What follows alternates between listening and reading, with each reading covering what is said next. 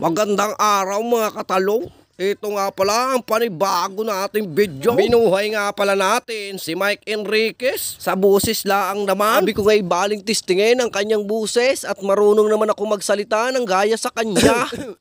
Excuse me po, yan man din ang kanyang kalimitang inasabi. At dini nga ni pala sa Sitio Ricudo sa Barangay Bakawan ay bumili kami ng talong para makapagluto naman kami ng mga gulay-gulay at puro isda na ang ating ulam. Abay, baka tubuan na tayo na rin ng kaliskes. Matikim din tayo ng gulay at para naman ito ay pampalakas ng ating katawan. Habang nabili nga ni pala tayo ng ating iluluto ay nadaanan natin din ni si Rene. Abay, anong pagkapugi talaga naman ng tao nga rin. Sari-sari na nga pinagbibili natin mga idol. Gulay at diles ang ating mga napagbibili din. Halagang 93 pesos ay mayroon na tayong pang-ulam. At makakasurvive naman tayo sa ating hapunan. Bukod nga ni pala sa diles ay dinagdagan pa natin ito ng bislad. Napakasarap na rin pirituhin at pagkatapos ay asaw-saw mo sa sukang maanghang ay siguradong anong ginhawa. Pagkatapos nga ni namin makabili ng gulay ay nagdiretso na kami din sa barbecuehan. At aray din nila ang sa malapit sa bahay ng ating idol EJ Falcon. At pagkatapos nga natin makabili ng barbecue ay dumaan pa tayo sa bakery ni Kuya Junjon sa sentro ng Bakawan. Bumili muna tayo ng tinapay para pasalubong sa mga bata. Nang papauwi na nga tayo ay nasalubong natin ang isang kapwa nating vlogger na si JF Abayan. Shout out sa iyo idol. At ga-deliver na naman siguro are sa buhay na tubig. Matapos nga are ay nagdiretso na tayo sa bahay para makapagluto na tayo ng ating lulutuin. Ginayat-gayat na ang sibuyas at ang ating bawang. Kaya rin gayat-gayatin ay di sinalpak na natin ang ating kawali. Sabay lagay ng ating mantika at ng tayo makapag-gisa. Magluluto pala tayo ngayon mga idol ng pakbet. Ayan at pinaglalagay na nga natin ng gulay matapos tayo makapag-gisa ng sibuyas at bawang. Sos ko po ay siguradong napakasarap na naman ang kain natin ito mga idol. Bukod kasi sa napakasarap na ay napakasustansya pa.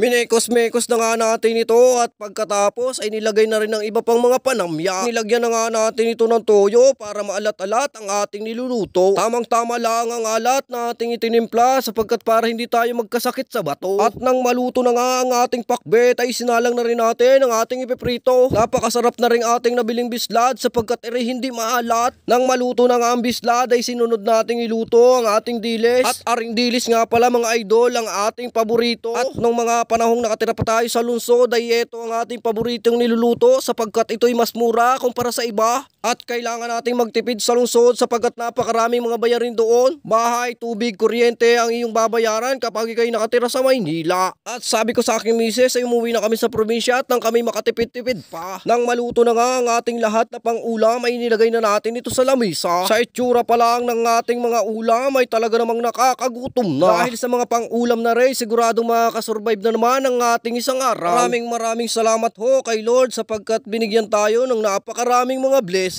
Nagpapasalamat din tayo sa mga taong patuloy na sumusuporta sa ating mga vlogs. At dahil po sa inyo ay lalo pa tayong na-inspire na gumawa pa ng mas maraming mga videos. Shout out nga pala kay Sunny Roy Dolpina, Jason Piña Verde, Edjen Mototibe, Richmar Pere dyan sa Munting Buhangin, Tol Jason Bautista dyan sa Santa Rosa, Laguna, kay Ma'am Melan Alob dyan sa Gloria, at sa dati nating coordinator ng Manjaro na si Sir Ivan Quirante. At sa lahat po ng ating Manjaro family dyan sa Quezon City. 7 taon din tayong nagtrabaho sa Manjaro. Kaya naman na-miss din natin ang ating mga boss na si Sir Jasper Garciano at Bobby Garciano. Shout out sa inyo mga sir. At ito po ang first bite ko para sa inyo.